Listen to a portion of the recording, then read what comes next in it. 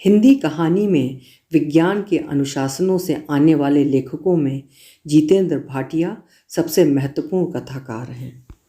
IIT Bombay से BTech, MTech और chemical engineering में पीएचडी डॉक्टर जितेंद्र भाटिया जी हिंदी के एक सिद्धहस्त लेखक हैं। आज सुनिए उनकी लिखी हुई कहानी राजरोग। वागले की जान पहले ही से मुसीबत में थी। एमडी ने जब उसे अपने कमरे में बुलाकर सरकारी सर्कुलर थमाया तो एक तरह से उसके छक्के छूट गए। सर्कुलर के अनुसार अगले महीने की 15 तारीख को, यानी उस दिन से कुल 19 दिन बाद, हिंदी संसदीय समिति ने निरीक्षण पर आने का पक्का ऐलान कर दिया था। 14 तारीख को वागले की बेटी का जन्मदिन पड़ता था और उसकी पत्नी निश्चयात्मक ढंग से चेतावनी दे चुकी थी कि अगर इस बार भी वो अपनी 9 वर्ष की बेटी पिंकी के लिए सफ़ेद रंग के स्पेनियल नस्ल के कुत्ते का इंतज़ाम करने में असमर्थ रहा तो कलानगर हाउसिंग एस्टेट के उस 2 कमरों के मकान में उसे अकेला छोड़कर वो पिंकी सहित हमेशा हमेशा के लिए पंढरपुर चली जाएगी। वागले अपनी बीबी से डरता नहीं था, लेकिन शादी के 16 वर्षों के अनुभव ने उसे मामूली बंदर घुड़की और शेर के वास्तविक दहाड़ के बीच का फर्क करने की तमीज़ जरूर सिखा दी थी। बायको और पिंकी के सम्मिलित अल्टीमेटम में हमेशा हमेशा के लिए वाला हिस्सा चाहे अतिशयोक्तिपूर्ण रहा हो, लेकिन पिल्ले की मांग पूरी न होने पर घरेलू सुख शांति में गहरी दरारें पड़ जाने की पर्याप्त संभावना थी। लिहाजा सर्कुलर लेकर एमडी के कमरे से निकलते हुए वागले ने पाया कि उसकी उंगलियां बेतरह से कांपने लगी हैं। अपने कमरे में पहुंचकर वागले ने सबसे पहले सिगरेट सुलगाई, फिर ठंडी चाय लाने के लिए कैंटीन वाले छोकरे को झाड़ा और अंततः मिस अलका को हिंदी की सारी फाइलें लेकर आने का आदेश देते हुए वो गहरी चिंता में डूब गया। संसदीय समिति को निरीक्षण के लिए दरअसल पिछले महीने आना था, लेकिन ऐन मौके पर प्रतिभूति घोटाले पर बहस के लिए संसद का अधिवेशन आगे खिंच गया था और समिति को अपना दौरा मुलतवी करना पड़ा था। सरकारी महकमों में टली हुई तारीखें आसानी से दोबारा प्रकट नहीं होती हैं, लेकिन वागले ने यह उम्मीद नहीं की थी कि घोटाले की बहस से छुटकारा पाते ही माननीय सांसद फिर से दौरे पर उतारू हो जाएंगे और टला हुआ खतरा दोबारा इस तरह गर्दन पर लटकी हुई तलवार की शक्ल अख्तियार कर लेगा। प्रेरणा की तलाश में वागले ने कमरे के चारों तरफ नजर दौड़ाई, लेकिन पिंकी के जन्मदिन का ख्याल आते ही वो फिर से मायूस हो गया। उस इलाके के सबसे प्रभुताशाली L1 इंटीरियर डेकोरेटर द्वारा बनाया गया वागले का कमरा काफ़ी पहले अपने प्रशासकीय शालीनता खो चुका था और अब यहाँ वहाँ ठुसी फाइलों के महासागर के चलते उसे एक लड़ाई का मैदान कहना अधिक मुनासिब होता। इस मैदान जंग में वागले का अधिकांश समय फाइलों और फाइल चलाने वाले अधिकारियों कर्मचारियों से जूझते हुए गुजरता था। किशन कन्हैया की कॉपीराइट सूक्ति के अनुसार इस कर्मभूमि में हारना या जीतना कोई खास मायने नहीं रखता था। सिर्फ लक्ष्य की परवाह और परिणाम की अपेक्षा किए बगैर लगातार जूझते चले जाना जरूरी था। वागले इन दोनों ड्राइवरों के ओवरटाइम के मसले के अलावा अनुसूचित जातियों की भर्ती की परसेंटेज को निर्धारित मानदंडों तक लाने एवं दफ्तर से स्टेशनरी की चोरी के सिलसिले में निगम के सतर्कता अधिकारी द्वारा दी गई खुफिया अंतरिम रिपोर्ट में उलझ रहा था और अब इस सारी उठापटक में हिंदी की संसदीय समिति का प्रस्तावित दौरा भी शामिल हो गया था। कमरे में दाखिल होने से पहले मिस अलका ने हाथ में थमी भारी फाइलों के बावजूद साड़ी का पल्लू ठीक किया, एहतियात से अपने मेहंदी रंगे बालों पर हाथ फिराया और फिर दरवाजे पर एक हस्बे मामूल दस्तक देते हुए वो वागले की दुनिया में शामिल हो गई। मिस अलका उसी दफ्तर की हिंदी अधिकारी थी और वहाँ जारी की जाने वाली अंग्रेजी सूचनाओं को दुरूह, अपठनीय और गलत हिंदी में अनुदित करना उसका मुख्य पेशा था। इसके अलावा लंच ब्रेक के दौरान वो अक्सर काफ़ी तल्लीनता से अपने जुड़वा भांजों के लिए ऊनी मोजे बुनती हुई पाई जाती थी। प्रमोशन और अथवा शादी का इंतज़ार करते करते अब वो उम्र के उस मंजर तक आ पहुंची थी जहां पुरुषों की क्रमशः कम होती हल्की फुल्की दिलचस्पी को कायम रखने की भरसक कोशिश के साथ साथ घरेलू जिम्मेदारियों को बांटने का उपक्रम भी उसके लिए बराबर की अहमियत रखने लगा था। प्रशासन प्रबंधक होने के नाते वागले मिस अलका का बॉस था। हालांकि पिछले 2-3 महीनों से उन दोनों के बीच एक बहुत घरेलू किस्म का रूहानी इश्क चल रहा था, जिसके अंतर्गत मिस अलका वागले के लिए घर से गाजर का हलवा बनाकर लाती थी और वागले हर सुबह बांद्रा स्टेशन के 7 नंबर प्लेटफॉर्म पर 8:37 की बोरी बंदर लोकल में मिस अलका के लिए खिड़की के पास बैठने की जगह रोक कर रखता था। दरअसल मिस अलका को पता था कि वागले के सिफारशी धोबी चिन्ह के बगैर उसे प्रमोशन हरगिज नहीं मिल सकती थी और वागले को बहरहाल दफ्तर एवं घर की धारा प्रवाह ज्यादतियों का दुखड़ा रोने के लिए एक अदद खुशबूदार कंधे की सख्त जरूरत थी। मिस अलका और उसके बाद चपरासी द्वारा किश्तों में लाई गई फाइलों में ऐसा कुछ भी नहीं था जिससे वागले की भटकती हुई रूह को करार मिल सकता। दरअसल पिछले कई वर्षों से हिंदी उस दफ्तर में एक अनिवार्य मजबूरी के रूप में स्वीकार कर ली गई थी। सारा दिन बम्बैया हिंदी का भरपूर इस्तेमाल करने के बावजूद सारा स्टाफ राजभाषा अनुपालन के नाम से ही नाक भौं सिकोड़ने लगता था और सरकारी प्रश्नावलियों में आंकड़े भरकर भेजने के अतिरिक्त हिंदी अधिकारी का हर कदम दफ्तर के जरूरी काम में दखलंदाजी समझा जाता था। क्लर्कों की यूनियन का दक्षिण भारतीय सेक्रेटरी एक बार मैनेजमेंट को लिखे गए अपने पत्र का उत्तर हिंदी में पाने के बाद हड़ताल पर जाने की धमकी दे चुका था। लेकिन इन सारी व्यवहारिक अड़चनों के बावजूद नियमित रूप से दिल्ली भेजे जाने वाले आंकड़ों द्वारा दफ्तरी कामकाज में उत्तरोत्तर हिंदी के प्रयोग का दिखाई देना बेहद जरूरी था और अपनी समूची प्राबंधिक कुशलता का प्रयोग करते हुए वागले ने फाइलों की मामूली तहकीकात और मिस अलका के मौखिक बयान के जरिए 15 मिनटों में ही जान लिया था कि हिंदी कार्यान्वयन की दिशा में अभी तक अलका और उस दफ्तर को काफ़ी लंबा सफ़र तय करना था। धारा 3(3) के अनुपालन के मासिक आंकड़े पिछले 11 महीनों से तैयार नहीं हुए थे। राजभाषा कार्यान्वयन की पिछली तिमाही बैठक लगभग 1.5 साल पहले बुलाई गई थी और उसमें भी कुल 2 अधिकारी उपस्थित हुए थे। पिछले हिंदी दिवस पर मिस अलका ने जो वाद विवाद और निबंध प्रतियोगिताएं आयोजित की थीं, उनके पुरस्कार अब तक वितरित नहीं हुए थे।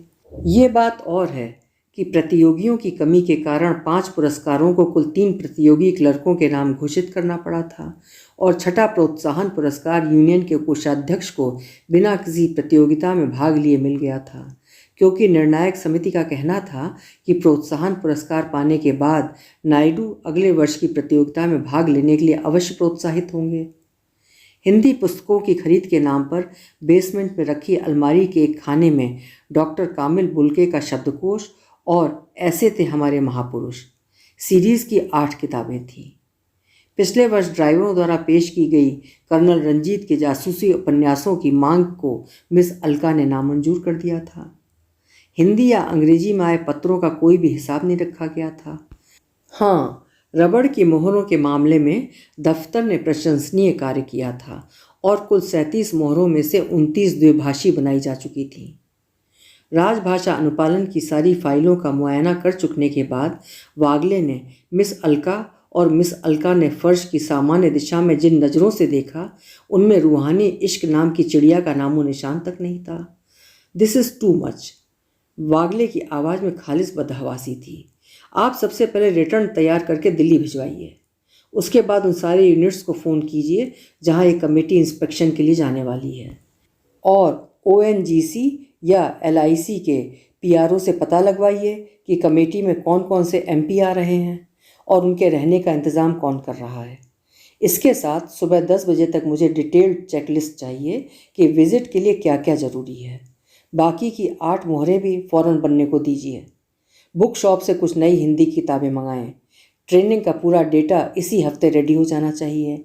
और हाँ, नेम प्लेट सब हिंदी में करवाइए, 2-4 अच्छे पोस्टर भी। अगले 5 दिनों में सारा काम कंप्लीट हो जाए ताकि MD रिव्यू कर सकें। ओके? मिस अलका ने अपनी पूरी ज़िंदगी में वागले या किसी अन्य बॉस से इतने सारे आदेश एक साथ कभी नहीं सुने थे।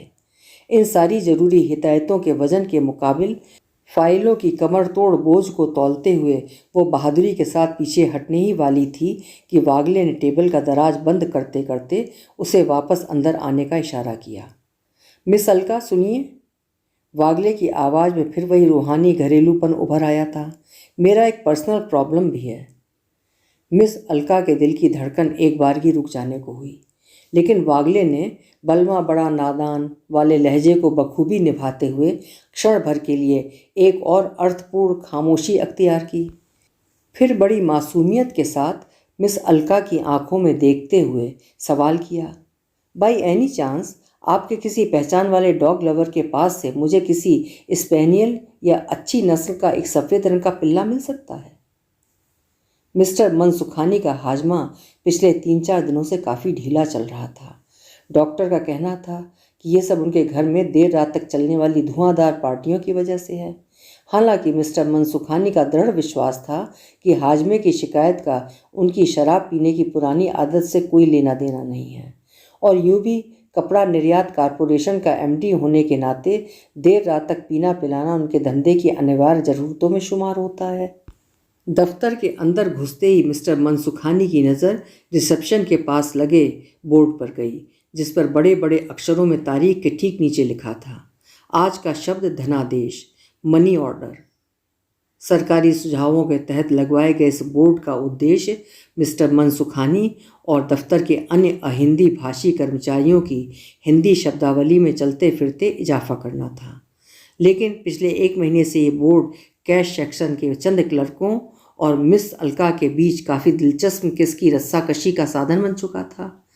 सुबह 9 बजे अपनी सीट पर पहुंचते ही मिस अलका चपरासी के हाथों वो बोर्ड मंगवाती और उसका अगला पौन घंटा चाय की चुस्कियों के बीच रंगीन खड़िया से उस दिन के ताज़ा शब्द की पच्चीकारी करने में जाता। 10 बजे दफ्तर में घुसते ही मिस्टर मनसुखानी सबसे पहले बोर्ड की ओर देखते और अपने भीतर हिंदी अनुपालन की एक लहर सी दौड़ती हुई महसूस करते। लेकिन 10 और 12:30 के बीच कैश सेक्शन की बौद्धिक सूझबूझ के परिणाम स्वरूप उस श्याम पट्ट के मौलिक संदेश में काफ़ी बारीक तब्दीलियां आ जाती थीं और पलक झपकने की देर में आयात आया बन जाता था और प्रशासन दुशासन। अभी कुछ दिन पहले year of the female child के अवसर पर जब DAVP के पोस्टर लड़की पढ़ेगी नहीं तो आगे कैसे बढ़ेगी को भाई लोगों ने लड़की पटेगी नहीं तो आगे कैसे बढ़ेगी में बदल दिया था, तो मिस अलका ने इस हरकत की शिकायत वागले से की थी। लेकिन सारी तहकीकात और डांट डपट के बावजूद वागले कातिल का पता लगाने में असमर्थ रहा था। यूं भी मिस्टर मनसुखानी तक बात पहुंचाना फिजूल था, क्योंकि हार्वर्ड यूनिवर्सिटी में बहरहाल उन्हें पढ़ने और पढ़ने के बीच का फ़र्क नहीं सिखाया गया था। इस बार संयोग से हिंदी के ताज़ा शब्द का मुआयना करते हुए मिस्टर मनसुखानी ने सही हिज्जों के बावजूद मनी ऑर्डर के हिंदी मूल को धनादेश पढ़ा और उन्हें मन में एक उलझन सी महसूस हुई। लेकिन फिर दूसरे क्षण उन्हें संसदीय समिति के दौरे का स्मरण हो आया और वे बेचैन कदमों से अपने कमरे की ओर बढ़ गए। कमरे में पहुंचकर उन्होंने सबसे पहले पानी के साथ डाइजीन की 2 गोलियां कटकीं और सेक्रेटरी को आदेश दिया कि वागले और मिस अलका को फौरन हाजिर किया जाए। उनकी टेबल पर संसदीय समिति के निरीक्षण को लेकर पिछली रात दिल्ली से आया फैक्स पड़ा था। एमडी का संदेश मिलते ही वागले ने सबसे पहले इंटरकॉम पर मिस अलका का नंबर लगाया। सर, मिल गया। मिस अलका की आवाज़ में गजब का उत्साह था, जिसे सुनकर वागले के मन में क्षण भर के लिए असंभाव्य की उम्मीद जागी। लेकिन मिस अलका स्पेनियल पिल्ले की नहीं बल्कि ONGC के PCRO से संसदीय समिति के कार्यक्रम के मिल जाने की बात कर रही थी। समिति का जत्था राजधानी एक्सप्रेस से बंबई पहुंच रहा था और सरकारी संस्थानों की एक मिलीजुली टोली उनकी अगवानी के लिए स्टेशन पहुंचने वाली थी। शहर के एक 5 सितारा होटल में सांसदों के ठहरने का इंतजाम किया गया था, जहां वरिष्ठ हिंदी अधिकारी बारी बारी से ड्यूटी लगाने वाले थे। वागले को जानकर धक्का लगा कि मिस अलका ने इस सूची में उसका नाम भी दर्ज करवा दिया था। इसके अलावा निरीक्षण के लिए नामित संस्थानों के अधिकारियों की एक कार्यकारिणी काउंसिल भी बनाई गई थी, जिसका अध्यक्ष जहाजरानी उद्योग का एक DGM था और 3-4 बैठकें अगले 2 सप्ताहों में होने वाली थीं। दौरे की सारी प्रशासनिक बारीकियों पर ध्यान देने के अलावा ये काउंसिल खाने के मेनू से लेकर सांसदों को दिए जाने वाले उपहारों तक हर मसले को तय कर रही थी। जहाज रानी वाले चांदी की थालियां दे रहे थे, जबकि वनस्पति तेल निगम ने उम्दा चमड़े के ब्रीफकेसों का चुनाव किया था। सर, सब लोग इतना कुछ कर रहे हैं। मिस अलका क्षुद्रता के मारे जैसे धरती में समा जाना चाह रही थी। इनके मुकाबले हम तो कुछ भी नहीं हैं। ठीक है, हम भी करेंगे, वागले ने खिसियाहट छिपाने की कोशिश में कुछ बिगड़ते हुए कहा। लेकिन आप पहले रबड़ की मोहरें तो बनवाइए। उसे सारा गोरख धंधा कॉलेज में पढ़े गोगोल के इंस्पेक्टर जनरल जैसा हास्यास्पद लगने लगा था। मिस्टर मनसुखानी को डाइजीन की दोनों गोलियों से कोई फ़ायदा नहीं हुआ था, बल्कि दिल्ली से आए पीआरओ के फैक्स को पढ़कर उन्हें अपना हाजमा कुछ और बिगड़ता महसूस हुआ। फैक्स में पहली सूचना ये थी कि प्रचलित प्रोटोकॉल के अनुसार संसदीय निरीक्षण की शुरुआत में प्रबंध निदेशक यानी मिस्टर मनसुखानी को शुद्ध हिंदी में 5 मिनट का स्वागत भाषण देना था। दूसरे, उस फैक्स के साथ एक जटिल सी द्विभाषी प्रश्नावली संलग्न थी जिसमें कोई 25-30 प्रश्न थे। इन सारे प्रश्नों के उत्तर में तैयार होने वाली फाइल समिति के सदस्यों को अगले 5 दिनों में हर हाल में मिल जानी थी। पीआरओ ने अपनी तरफ से आगे ये सूचना दी थी कि निरीक्षण के दौरान सारे सवाल जवाब इसी फाइल के आधार पर किए जाएंगे। इन सारी सूचनाओं को अपने दिमाग में जुगालते हुए मिस्टर मनसुखानी ने यह तय पाया कि अगर समय रहते स्थिति को नहीं संभाला गया तो निरीक्षण वाले दिन उनके लिए लंगोटी को बचा पाना काफ़ी मुश्किल हो जाएगा। आपने इसे देखा है? फैक्स पर आई प्रश्नावली को वागले की ओर बढ़ाते हुए मिस्टर मनसुखानी के चेहरे पर जो भाव उभरा उसमें विभत्स और करुण रस का अजीबोगरीब मिश्रण था। लेकिन उन कागजों को देखकर मिस अलका की आंखें चमक उठीं। सर, इसकी फ़ोटोकॉपी मुझे कल वनस्पति तेल निगम से मिल गई थी और वहाँ के हिंदी अधिकारी की मदद से मैंने इसे आधा। You first listen here, mister Mansukhani ने खींचकर मिस अलका को बीच में ही टोक दिया। ये क्वेश्चनियर बच्चों का खेल नहीं है। We have to think about it. Wagle, आप पहले ड्राफ्ट फॉर्म में भरकर मुझे दिखाइए। एंड मिस अलका, आप एक 5 मिनट्स की स्पीच तैयार करो सिंपल हिंदी में। I will have to practise and rehearse it. आप सब काम छोड़कर पहले स्पीच में लग जाओ, बाकी सारा काम मिस्टर वागले देख लेंगे। प्रश्नावली के लिए टोके जाने के बावजूद मिस अलका का चेहरा जिम्मेदारी की भावना से गौरवान्वित हो उठा। उसने एक उपेक्षा भरी नज़र अपने तात्कालिक बॉस पर डाली और खड़े होते होते फिर से योर्स ओबीडियंटली वाली मुद्रा में एमडी से मुखातिब हुई। सर, स्पीच का विषय क्या होगा? एमडी ने एक बार गुस्से से मिस अलका की ओर देखा, फिर डिक्टेशन देने के अंदाज में उनका चेहरा छत की ओर उठ गया। विषय होगा वेलकम टू द पार्लियामेंटेरियंस, फिर something about our business activities, what we do, how much we export, and finally a few words about Hindi implementation in this office, that's all. Miss Alka ने सहमति में गर्दन हिलाई और इसके साथ ही वो और वागले दरबार से खारिज किए जाने की अपेक्षा में उठ खड़े हो गए। गधेगिरी का सारा ठेका अपने सुपुर्द किए जाने और मिस अलका को खामख्वाह इतनी फुटेज मिलने की वजह से वागले का मूड चौपट था।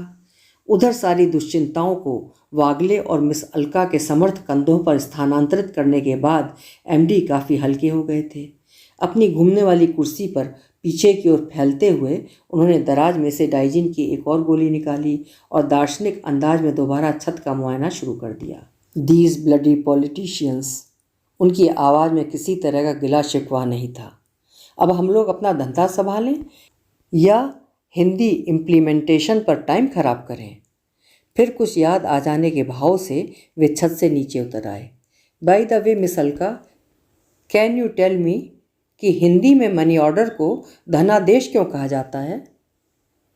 मिस्टर गहलोत मिनिस्ट्री के वाणिज्य विभाग में अंडर सेक्रेटरी थे और सेक्रेटरी की खास सिफारिश पर उन्हें संसदीय निरीक्षण के दौरान मंत्रालय का प्रतिनिधित्व करने के लिए बम्बई भेजा गया था।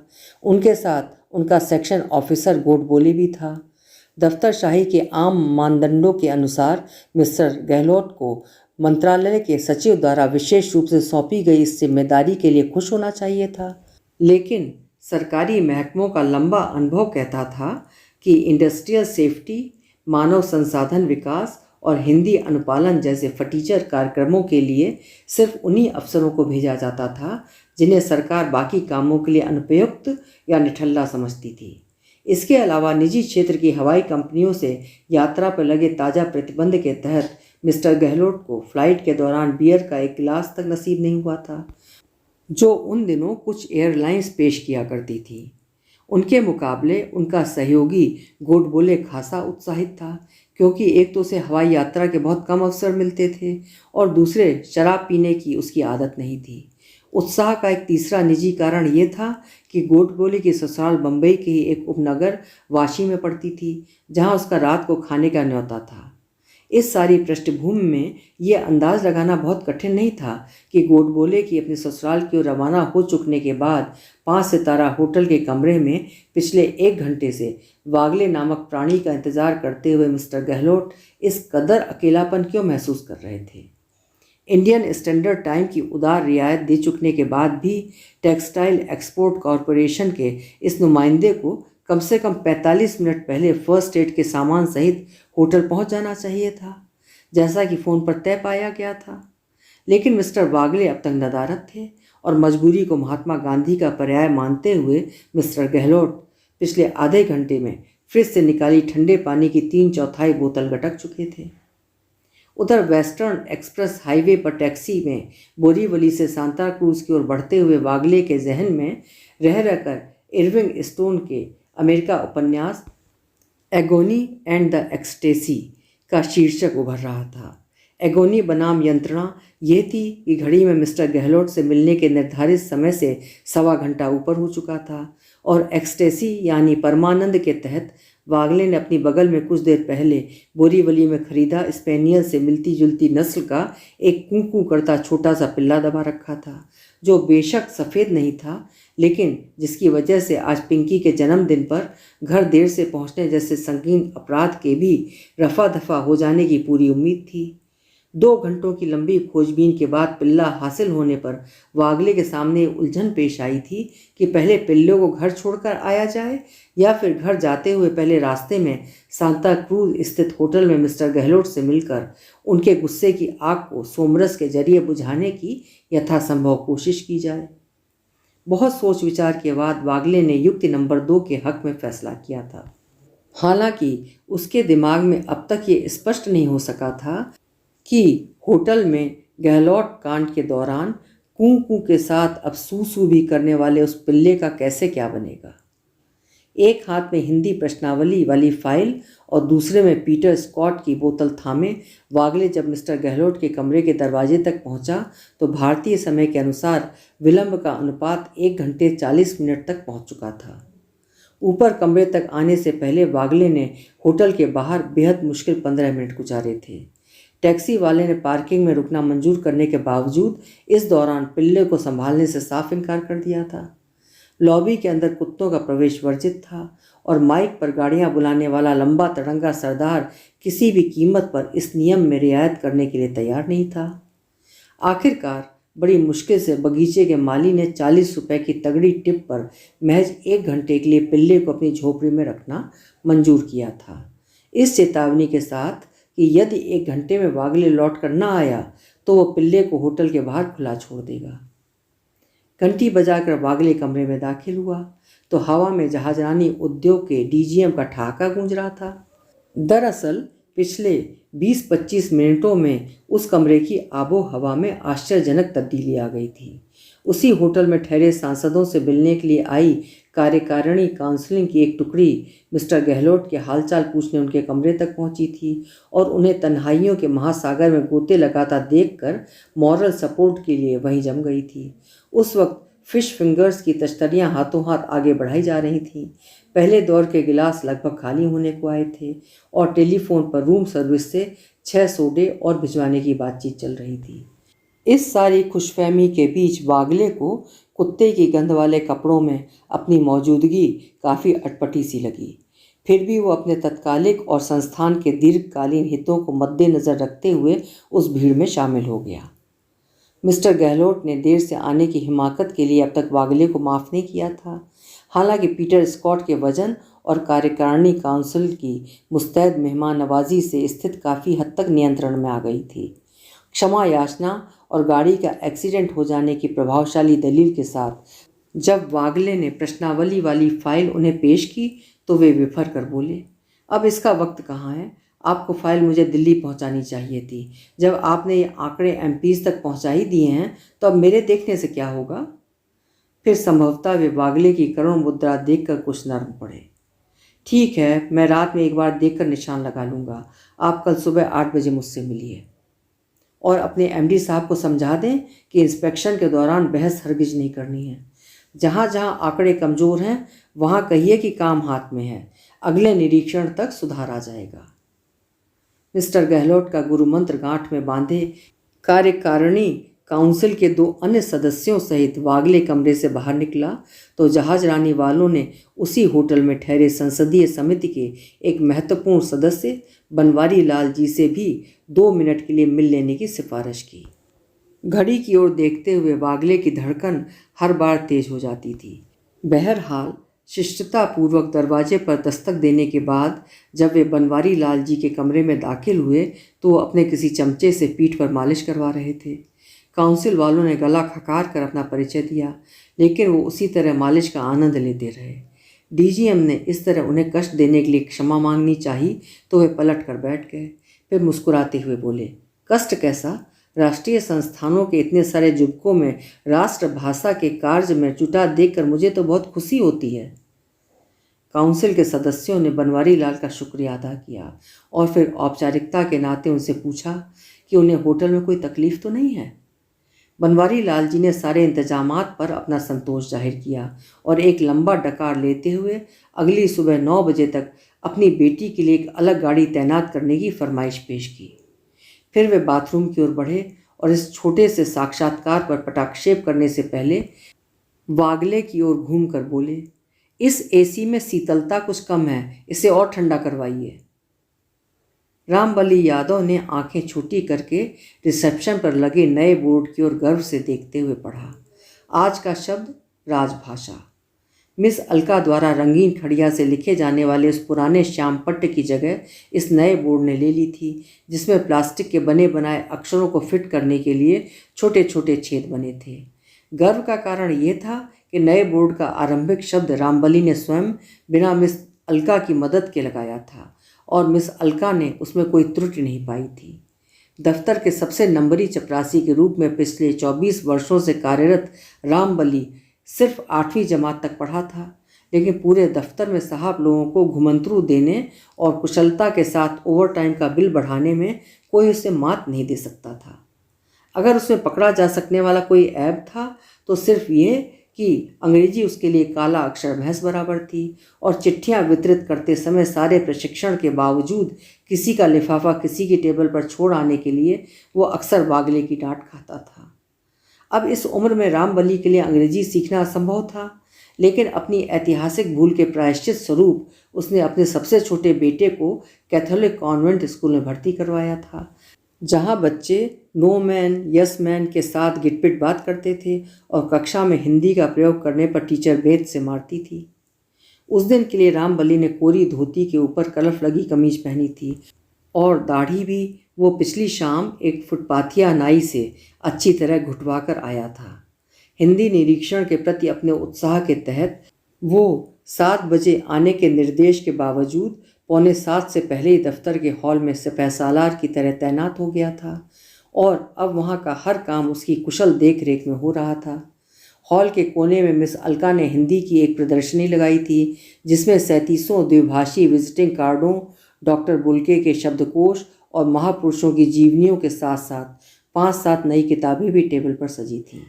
दीवारों पर हिंदी में काम करने के लिए प्रोत्साहित करने वाले पोस्टर और दरवाजों पर पिछली शाम देर रात तक ब्रासों से चमकाए गए द्विभाषी नामपट्ट थे। दफ्तर के बाहर धुले पुछे फुटपाथ के किनारे मुख्य द्वार के ठीक ऊपर एक भव्य रेशमी बैनर लटका था, कपड़ा निर्यात निगम की ओर से हिंदी संसदीय समिति का हार्दिक स्वागत। दरवाजे के अंदर का माहौल खुशबूदार स्प्रे और अतिथियों को दिए जाने वाले गुलदस्तों से महक रहा था। इस सारी खुशफहमी के समानांतर विजिटर्स रूम में मिस अलका और मिस्टर मनसुखानी के बीच जो कुछ घटित हो रहा था उसमें ग्रीक ट्रेजेडी के बहुत सारे तत्व मौजूद थे। हाथ में थमे कागज़ों के जरिए मिस्टर मनसुखानी मिस अलका द्वारा जयशंकर प्रसाद की शैली में लिखा गया स्वागत भाषण शब्द दर शब्द दोहरा रहे थे और एमडी की सेक्रेटरी शेरिल हाथ में स्टॉप वॉच थामे भाषण का टाइमिंग नोट कर रही थी। भाषण के एक वाक्य विशेष को पढ़ने की तीसरी कोशिश के बाद मिस्टर मनसुखानी ने दबी जबान में अंग्रेजी की एक 4 अक्षरों वाली गाली उच्चारित की और फिर कागज को एक तरफ फेंक कर उस सोफे पर निढाल हो गए। This is the limit. उनके माथे पर पसीना था। मिस अलका, आपने ये स्पीच लिखी है या हिंदी लिटरेचर में एमए का पेपर सेट किया है? अट्टालिका, my foot, is this what you call simple Hindi? Miss Alka को एमडी के चेहरे की ओर देखते हुए लगा कि उस कमरे में अगर आंसू बहाने की सुविधा होती तो मिस्टर मनसुखानी अब तक जरूर फूट फूट कर रो दिए होते। आप बिल्कुल चिंता न करें सर, अदा के साथ अपनी नई बनारसी साड़ी का पल्लू हवा में लहराते हुए मिस अलका ने तसल्ली बांधनी चाहिए। मैं एक एक लाइन के ऊपर रोमन स्क्रिप्ट में भी लिख देती हूँ, इससे आपके लिए पढ़ना आसान हो जाएगा। मिस्टर गहलोत और उनके सहयोगी गोडबोले के साथ भाड़े की गाड़ी में दफ्तर पहुंचने के बाद से वागले भनाया हुआ था। पिल्ले की कूकू ने उसे रात भर सोने नहीं दिया था। फिर सुबह होटल प्रश्नावली को लेकर मिस्टर गहलोत ने उसकी जमकर खिंचाई की थी और अब सेरिडॉन की गोली के असफल तलाश के दौरान उसने जाना था कि ब्रजवासी से रसगुल्ले और समोसे लेकर आने वाला अधिकारी पिछले 1.5 घंटे से लापता है। एमडी और मिस अलका को चाय देने के लिए रामबली के साथ कैंटीन का छोकरा गणपत विजिटर्स रूम में दाखिल हुआ तो मिस्टर मनसुखानी बलि पर चढ़ाए जाने वाले बकरे के लहजे में भाषण रट रहे थे। निगम की ये ऊंची अट्टालिका, इज दैट राइट? अट्टालिका हमारे 25 वर्षों के अथक परिश्रम की सच्ची परिचायक है। चाइला! गणपत ने बाहर निकलकर रामबली को कोहनी मारी। ये लोग कौन सी भाषा में बोलता है? ये राजभाषा है गुरु। रामबली ने चुटकी ली। राजभाषा यानी राजा लोगों की भाषा। तेरी समझ से ये बाहर की चीज़ है। संसदों की गाड़ियों का काफिला धुले पुछे फुटपाथ के किनारे आकर लगा तो पूरे दफ्तर में खलबली सी मच गई। निगम के वरिष्ठ अधिकारी फुटपाथ पर लाइन लगाकर खड़े हो गए थे और मिस्टर मनसुखानी अपनी समूची व्यावसायिक मुस्तैदी के साथ मेहमानों से हाथ मिला रहे थे, हाथ जोड़कर सांसदों का अभिवादन कर रहे थे। मिस अलका ने फुटपाथ पर अवतरित होने से पहले जल्दी से अपने चेहरे पर मेकअप का आखिरी टच दिया और फिर साड़ी संभालती हुई वो बाहर तैनात एकाधिक फोटोग्राफरों को अपने चेहरे का सबसे मुफीद एंगल देने में व्यस्त हो गई। काफिले ने पहले हॉल का संचालित दौरा किया, फिर मिस अलका की हिंदी प्रदर्शनी पर नजरें दौड़ाईं और उसके बाद सब लोग निरीक्षण की मुख्य कार्रवाई के लिए सम्मेलन कक्ष की ओर बढ़ गए। बैठक की शुरुआत में समिति के सबसे वरिष्ठ सदस्य शांति भाई ने सभी मेहमानों का परिचय दिया। सांसदों के अतिरिक्त वहाँ राजभाषा समिति के सदस्य और सरकारी रिपोर्टर भी मौजूद थे। मिस्टर मनसुखानी ने हिंदी अंग्रेजी के काबिले तारीफ खिचड़ी में निगम के अधिकारियों का परिचय दिया। इसके बाद गुलदस्ते पेश किए जाने का दौर चला और तब एमडी के लिए अपना रटा हुआ भाषण उगलने का वक्त आया। मिस अलका ने मातृत्व भावना में डूबते हुए चढ़ जा बेटा सूली पर वाली एक आश्वासन भरी नज़र एमडी की ओर फेंकी और फिर उसका चेहरा गर्व से लाल हो उठा, गोया कि रंगीन पर्दे पर माधुरी दीक्षित अभी लता मंगेशकर की आवाज़ में होठ हिलाने वाली हूँ। एमडी का भाषण मुश्किल से 2 मिनट चला होगा। इन 2 मिनटों के दौरान जब वो फिर से अट्टालिका और परिचायक के चक्रव्यूह में बुरी तरह फंसने को हुए तो शांति भाई ने उन्हें बीच में ही टोक दिया। आप संस्थान की जानकारी देने के स्थान पर हिंदी कार्यान्वयन की दिशा में किए गए प्रयासों के बारे में बताएं तो अच्छा रहेगा। मिस्टर मनसुखानी ने घबराकर मिस अलका और वागले की ओर कुछ ऐसे देखा जैसे परीक्षक ने कोर्स से बाहर का सवाल पूछ लिया हो। फिर कुछ संभलते हुए उन्होंने प्रश्नावली वाली फाइल की ओर इशारा कर दिया। हमने क्या क्या किया है सब इसमें लिखा है। ऑफिस का एक एक एम्प्लॉय हिंदी में इंटरेस्ट लेता है। बहुत सारा काम बाईलिंगुअल होता है, जैसे रबड़ स्टैंपें हमने पूरी की पूरी हिंदी इंग्लिश में। रामबली ने इस बीच वागले के इशारे पर मेहमानों को भुने हुए काजू बादाम की बर्फ़ी और समोसे परोसने शुरू कर दिए। विक्षेप का फ़ायदा उठाते हुए मिस्टर मनसुखानी ने अपने भाषण को समाप्त मान लिया और पसीना पोंछते हुए अपने स्थान पर बैठ गए। सांसदों ने भी कार्रवाई आगे बढ़ने के इरादे से अपनी अपनी फाइलें खोल लीं। शांति भाई ने एमडी को धन्यवाद देते हुए माइक प्रोफेसर शेषाद्रि के हवाले कर दिया। मैं आपसे सिर्फ एक सवाल पूछना चाहता हूँ। कन्नड़ भाषी होने के बावजूद शेषाद्रि साहब की आवाज़ में गजब का आत्मविश्वास था। इस पुस्तिका में भरे आंकड़े से आगे भी क्या आप हिंदी की कोई उपयोगिता समझते हैं? और अगर समझते हैं तो फिर इसे आंकड़ों की जंजीरों से बाहर निकालने और अपनी कुशल व्यावसायिक बुद्धि से इसका सहज सरल रूप में इस्तेमाल करने की दिशा में आपने अब तक कौन से कदम उठाए हैं? एक असमंजस भरी खामोशी कुछ देर तक हवा में झूलती रही।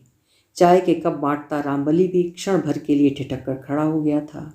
फिर एक झटके के साथ बनवारी लाल जी ने माइक अपनी ओर सरका लिया। उन्हें शेषाद्रि की लफ्फाजी पर कुछ झुंझलाहट सी होने लगी। आप पृष्ठ 5 पर मद 4 और 5 के अंतर्गत दिए अपने आंकड़ों पर विचार करें। जब आपके पास आशुलिपिक ही नहीं है तब आप हिंदी टंकन का कर्ज कैसे करते हैं, जैसा कि आपने पृष्ठ 17 पर दिया हुआ है, बताइए। बनवारी लाल जी के स्वर में तल्खी को देखते हुए वागले को शक हुआ कि सुबह के वक्त उनकी बेटी के लिए मांगी गई गाड़ी कहीं देर से तो नहीं पहुंची। उसने हड़बड़ाहट में उत्तर दिया कि उनकी हिंदी अधिकारी मिस अलका आशुलिपिक का काम भी जानती हैं। लेकिन बनवारी लाल तब तक पृष्ठ 19 पर पहुंच चुके थे। मैं आपके प्रबंध निदेशक को बधाई देना चाहता हूं कि रबड़ की मोहरों की दिशा में आपके संस्थान ने बहुत सुंदर कार्य किया है, लेकिन हिंदी पत्राचार की स्थिति काफ़ी सोचनीय है। क्या इसका कारण संस्थान में टंकन यंत्रों का अभाव है?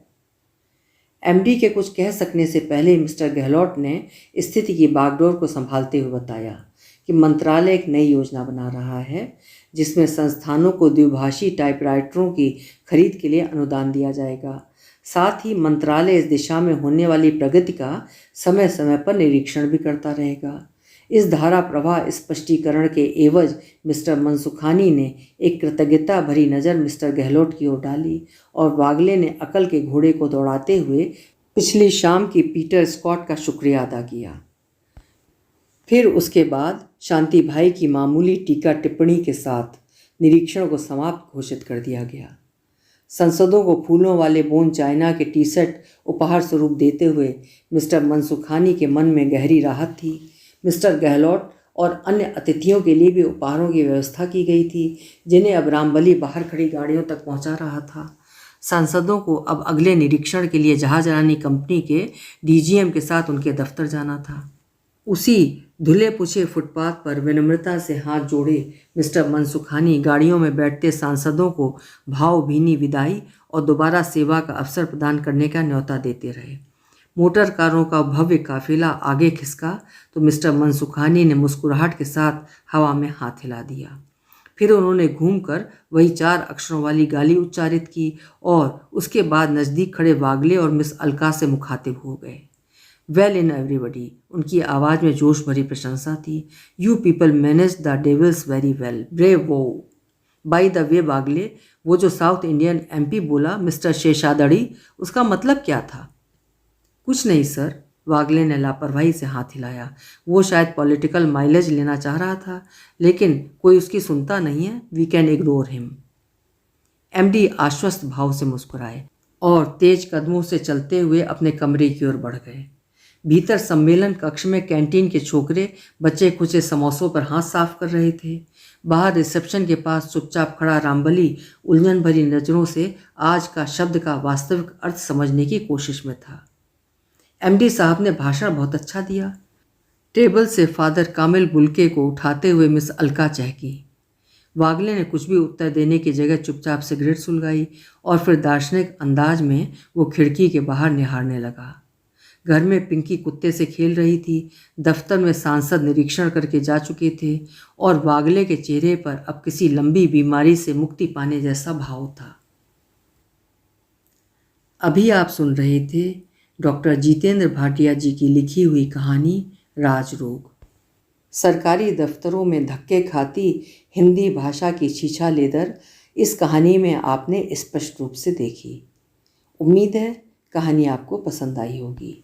आपके विचारों की कमेंट सेक्शन में प्रतीक्षा करूंगी। कल मिलेंगे फिर किसी उम्दा कहानी के साथ। आपका समय शुभ हो।